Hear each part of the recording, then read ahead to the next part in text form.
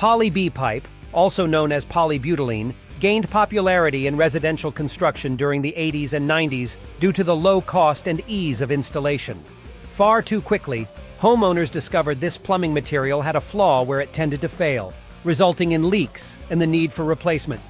Over time, Poly B pipe becomes brittle and prone to cracking, allowing water to escape.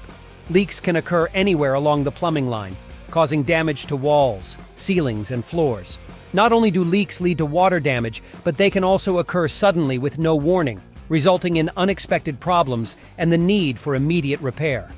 Due to frequent issues, many people with Poly B installed in their home decide to replace the entire plumbing system to solve the potential problem.